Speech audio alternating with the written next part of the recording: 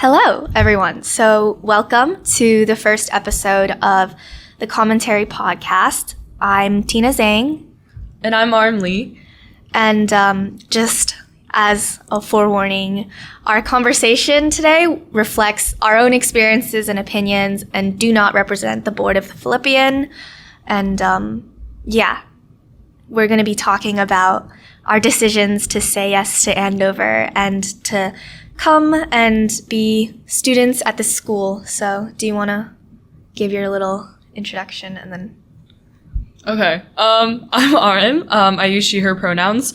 I applied to Andover from Seoul, South Korea, and I've lived there most of my life. But I also moved to Lexington, Massachusetts a couple years ago, and I live there now. On campus, I do the Phillipian and the current Andover Korean Society, yes, plus, which is our youth educators for sex positivity on campus. And yeah, that's the basic stuff. Yeah, so I'm Tina. I also use she, her pronouns. I spent the first 8 years of my life in Beijing and moved to the Bay Area after that. So I applied from the San Francisco Bay Area. On campus, I don't know. I do the Phillipian. In the past, I've done student council work. What else do I do? I don't know. Sustainability. Oh, yeah. Oh, my God. I'm one of the student co-coordinators for the PA Sustainability Coalition. And I'm definitely forgetting something. But Chinese Language Club, co-head, and I'm a prefect. I love prefecting. Basically, I live in a 910 dorm as an upperclassman. That was a bit rambly. Yeah. But I don't know if that's really, all of this is really relevant, but now we will get to what should be relevant, which is just talking a little bit about like our learning journey so far. So neither of us has just had the maybe somewhat conventional, just like going to the same neighborhood elementary school, same middle school, coming here, whether that be public or private. So we just wanted to give you a little bit of context so that could kind of inform what we are about to say for the next 15 minutes. So you should start, Tina. Okay. So, as I said, I started my learning in Beijing. I went to international schools. I went to 2 different international schools. Obviously, they were both private. And when I moved to the Bay, I went to a public elementary school for 1 year. And then I went to 2 different private schools for the rest of my time in the California school systems until 9th grade, when I applied as a 9th grader to be a 9th grader here at Andover. And since then, I've been here, yeah. Why did you decide to apply in the first place? I think there are a lot of factors. First of all, I've always really wanted to live away from home. I've always wanted to move. I enjoy discovering new places, even though Andover is a pretty boring town. My brother actually was a student here who graduated in 2020. He was a new lower. He was the first in our family to come to Andover, but that was definitely a driving factor for me as well because, I had heard from him of this great school, and I wanted the top resource, top community, best academics, whatever that they so marketed. Yeah. Marketed. Yeah. Okay. So to give my perspective a little bit, I was born in Korea. I went to public school in Korea, and then when I was in 3rd grade, at the start of 3rd grade, I moved to California, and then I went to school there, and then I moved to Maryland, went to school there, moved back to Korea, went to elementary school again, and graduated from elementary school. And these are all Korean schools, so I never went to international school within Korea. And then I went to a nearby private but kind of public school in Korea. And then for me, my choice to apply was definitely not motivated by wanting to move away from home. It was more just about I had this like plan set out for my life about like where I was going to go to high school, to college, like whatever. And then I was just kind of like, maybe this is getting a little bit into too much detail already, but I feel like it's a really prevalent perception in Korea to treat high school as just a stepping stone to college and to get into like a prestigious college. Mm-hmm. And I feel like I really wanted to make the most out of those 4 years of high school in the first place. And I think that I found that one of the reasons that I could best do that was coming to a school like Andover. And yeah.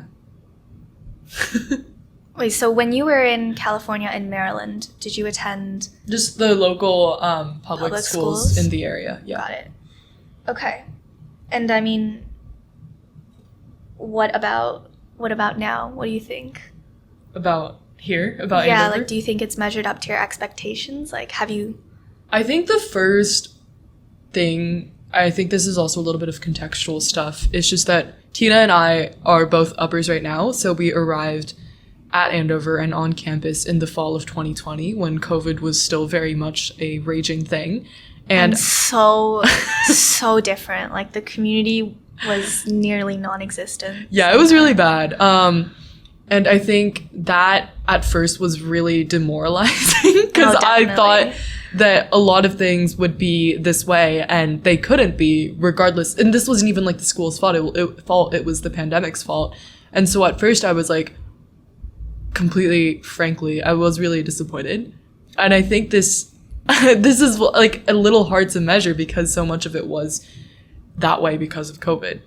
But I think the first thing that I will say that I don't think you felt this as much because you already said that your reason was to move away from home. But I, even though I am a local boarder right now and I live like 35 minutes away and I get made fun of that. But like I actually found it harder than I expected living away from home and living away from my family. I think right now I'm at a point where, you know, it's been almost 3 years and I'm very much used to it. It's when I move in, like after the summer or whatever, sometimes it can also, I still get homesick. But I do think you get adjusted to it, but it is something that you might want to actually seriously consider and like envision, you know. Living away from home. Yeah, if you're coming as a boarding student. And you haven't been to a boarding school before. Yeah, and I mean, even if you have been to a boarding school before, because, right, like, these are some really formative years, and I mean, I've only ever been homesick for my dog, just because... You've been dog sick? I've been very dog sick, but, like, in terms of these years, like as somebody who's also experienced a different high school, it was also private, but like the day experience versus living here in a boarding community, the kinds of bonds that form are still very much so deep friendships, whether or not you're living with each other. And obviously, depending on your parents, the move to boarding school could be an indicator of more or less freedom. But for me personally, being an upper here on campus has felt really restricting because I know that at this age, I'm 17 now, like my parents would not care if I was out at night or if I was hanging out with my friends and stayed over or anything like that. But because I'm at this community, like a member of this community, and the school has to take responsibility for me, I have to be in my dorm at 9:30. I have to be letting, you know, my house counselors know, like, where I am. And that kind of thing is something that I'm a little bit dejected about just because one of the reasons I really, really valued boarding school was because I saw it as an opportunity for me to really grow into my own. And I've definitely 10,000% been able to do that. But I think I've lost a little bit of that idealization because I also recognize that specifically as an upperclassman, it can be a little bit harder to, you know, live the high school life that we often see on movies or TV shows. And that's something that's on my mind. That's so funny because I feel like we are taking the same thing and we're taking totally opposite sides. Yeah. Yeah. Because I feel like I get what you're saying about that freedom being limited, but at the same time, like this newfound independence was tough on me at first. I came here having never used a microwave. All right. Okay. No, because I feel like that like contextualizes just how like little prepared I was, and I didn't really know that. And now I feel like it's just like so nice being alone sometimes, and I'm not lonely. And I think that that's one of the things that boarding school teaches you simultaneously with like the good, like the benefits or like the good sides, the upsides to having your friends around you. It's like you are with them and you can have so much fun with them all the time, but at the same time, like at the end of the day, like when you're in your room and you're by yourself, it's just like I feel like I've developed this sense that like Taylor Swift song where it's like you're on your own, kid. Like I'm on my own, and like okay. And like not in like a weird sentimental way, but just like solitude but not loneliness. Yeah, and I feel like that's a really good life lesson to learn. Yeah. But I mean, I also like that really want to emphasize, like, I love the fact that I wake up, I go to breakfast with my friends. Like, I literally walk to breakfast with my friends. And I get to breakfast, I eat with my friends. I go to classes, I have lunch with my friends. After school, this spring, I'm managing volleyball, so I get to watch my friends play volleyball. And, you know, like pretty much until I go back to my dorm, which even in my dorm, I have friends, but that's just, I'm really wiped out by the end of the day. But like at every step of the way, there's so much opportunity for me, specifically as someone who's very extroverted, to really lean into that and, you know, find connection in the community. That has been something really, really wonderful. And especially because this school is really big. There are a lot of students per grade and 4 different grades. And also, it's not perfect, but there's definitely more diversity here than there ever was at any of the schools I'd been to before. So I think I can say more to that. Yeah, I mean, can attest to that. It's just like the kinds of exposure to other cultures that I've gotten, it's not enough. And I want to, you know, be more of like a citizen of the world, I guess. That it's cringy, but like I want to know more. I want to be more aware. And Andover has really pushed me in that direction. But I also think that's because I'm personally interested in that, and striving for that kind of connection with other people who have different backgrounds and experiences. And that has definitely been the most important part of my Andover career, is making friends and specifically connecting with all kinds of people. And I feel like something, going back to the marketing, advertising, you know, Andover talks about youth from every quarter a lot. It's one of our main things, right? And I feel like that places an emphasis on the diversity, which is really important. But I feel like what you have to take away from that diversity, or at least what I have and like what I try to, is that we share so much, like we have so much in common. Mm-hmm. Like even though we come from all of these places, we've lived in all of these places, and, you know, we're fascinated by all of these things, like at the end of the day, like we can laugh about the same things, like we can cry over the same things. And I feel like that's all the side that's the side of the diversity that I've admired or like appreciated getting to come to terms to. But I think turning this back to like more of a admitted students podcast, do you want to quickly like say why you chose Andover? Like, or yeah, if you applied to multiple schools, or if you had the chance to stay at your old school, like why did you choose to come? Because I feel like we actually didn't say that. Yeah, that's, I don't know. It's an interesting question, I think, because I don't know if I wanted to give myself a choice. I really, really wanted to come to Andover. Not in the sense that I felt forced, but just I felt like I needed that to grow and become a better person, especially because I was feeling a bit stuck at my old school. And I absolutely think it has measured up in that regard. Like, I would say the one thing is I'm lucky because my old school was really, really a school full of brilliant people, like geniuses, like some of the smartest people I've ever met and will ever meet. And I think that prepared me well for this image of, you know, academic rigor and the best, right? Like the smartest kids from all around, mostly the country, even though we try to say the world.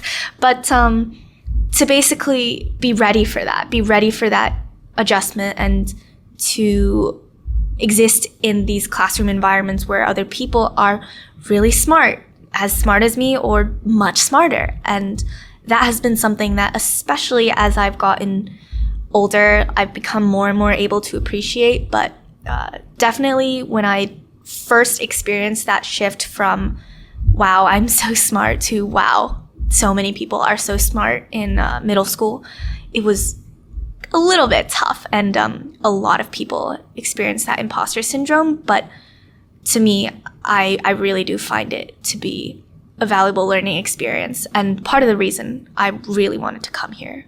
Yeah, I mean, I know a lot of people at, you know, rigorous or high-performing, you know, competitive institutions talk about imposter syndrome. I don't think I've personally felt imposter syndrome. I'm just going to cut in here and say that Arim is the kind of people that we all get jealous of. No, Arim shut is up the for a second. person you wish you were, okay? I'm not No. even kidding. No, but then I feel like I think there's just, first of all, it's really hard to compare because everyone is taking different classes, electives, they're in different sports, arts, whatever. And so it's just really hard to compare, unlike you can when you're in like a sort of universal, equal across the line curriculum.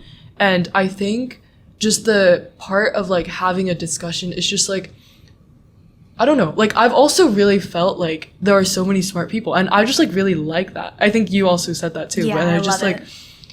because you know, a lot of the times in a discussion, it's inevitable that everyone will kind of be saying really expected, similar, trite things. But then I've been in classes with people who just come up with something totally innovative and like totally brilliant. And sometimes I'm in a class full of those types of people, and I'm just like, wow, I'm like learning so much. Because for me, I also went to a school with like a lot of smart people, but the way that the classes were taught and the way that we were evaluated just prevented me from thinking of their abilities and like their intellectual capacity as a good thing, but instead as like something for me to be better than them at, and like for something for me to beat them at. But like that's not true here, I feel like.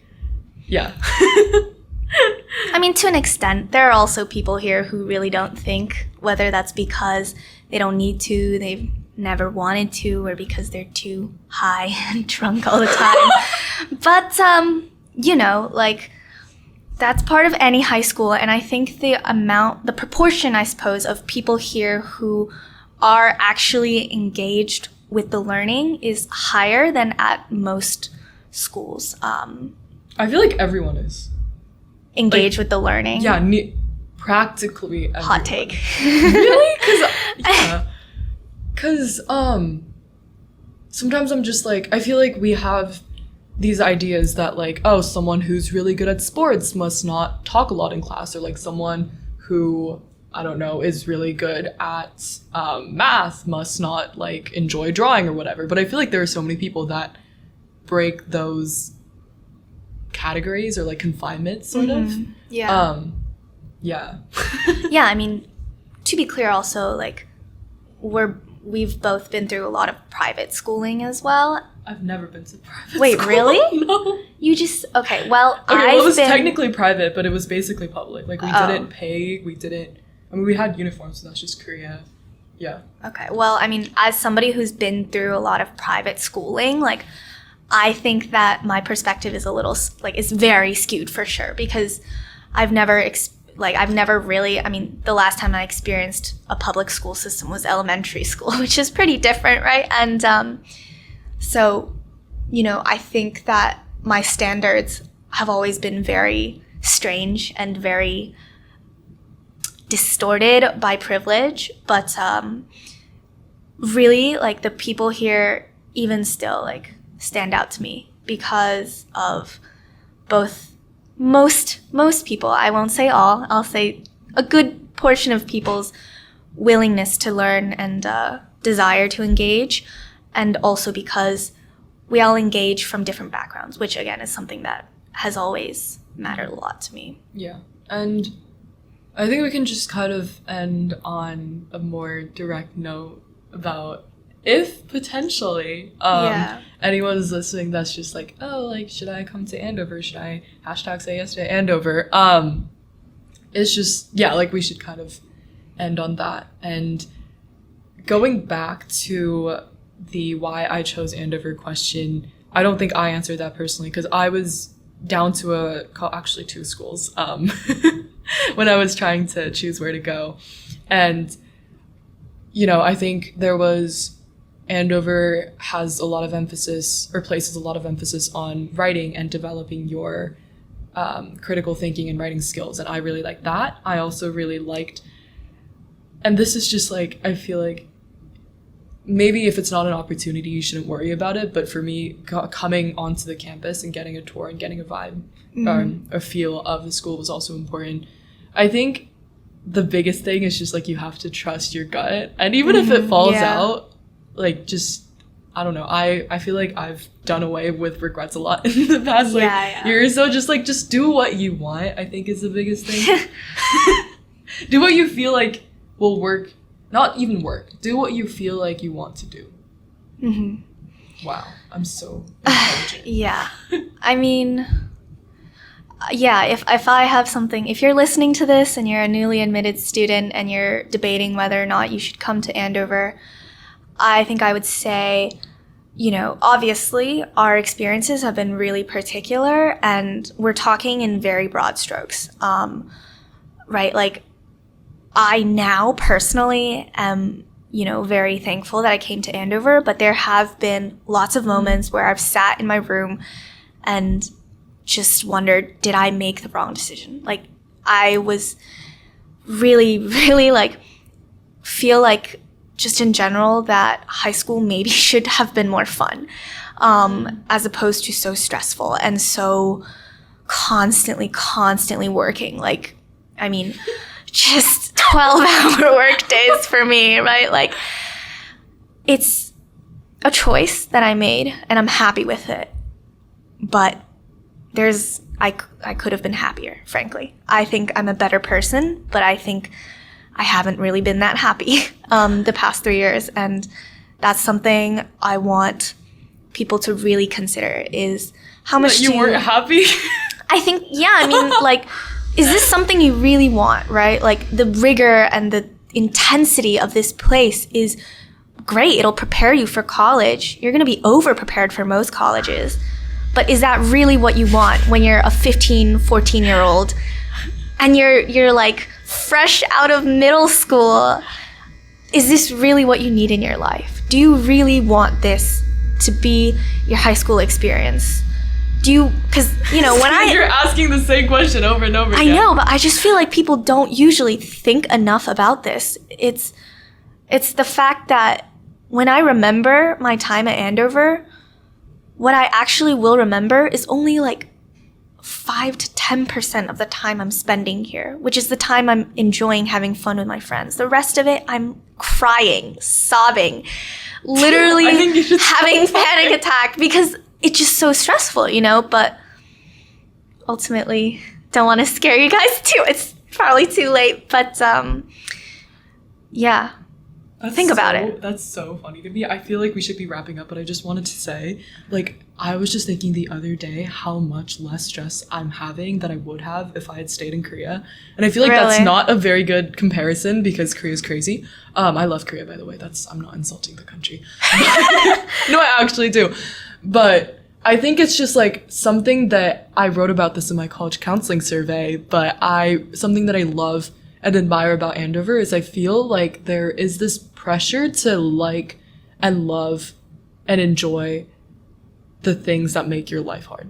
Like enjoying your classes, enjoying your club work. I love everything I do. That's what campus. I mean. Yeah. So I feel like either I'm oscillating between like I've accepted that there is a ton of work and I like that I have a ton of work. Yeah, I mean, to be clear, I love everything I do on campus. Like, okay, I don't know about everything. Yeah, I don't know about everything either. You know, no. but I'm done with math class actually, so pretty much everything. Wow. But truly, like, I really, really feel the meaning and like feel the importance of a lot of the stuff I do, either to myself or, you know, for the community or whatever. And even still, like, it's still stressful, you know. But do you want to end it on a more positive note than that? I think I just want to end it on a neutral note because Okay. I'm not trying to sway anyone. I am not part of Schumann admissions office, nor am I a part of, I don't know, anti-Andover. I think just the biggest thing is I feel like in the midst of all the YouTube videos and the welcoming pamphlets and the programming, I don't know what else there is. Revisit. Yeah, like I didn't have revisits, but it's very, very, very, very easy to make up an idea and make up a picture of Andover in your head, and everything is perfect in that picture. And you're always smiling, you're always happy, and you're always surrounded by people you love, only people you love. And I think don't do that to yourself. Be realistic about why you want to come to this school, what you want to get out of it, how you want to spend your time here. And I'm not saying, again, to dissuade or persuade you from coming here or to come here. But, like, really, just, like, actually think hard and long about this and gut. All right. I think that's a fair note to end on. Okay, middle schoolers. There might be new lowers and new uppers, Tina. Okay, younger people. Oh, maybe new. I don't know. Anyway, PGs. mostly middle schoolers probably, but if whoever's listening to this, I hope you enjoyed or at least found some value in our perspectives and stories. Again, we are a very, very, very specific, you know, portion of the community, and you should not base your decision solely off of what any one person tells you. But good luck and Goodbye.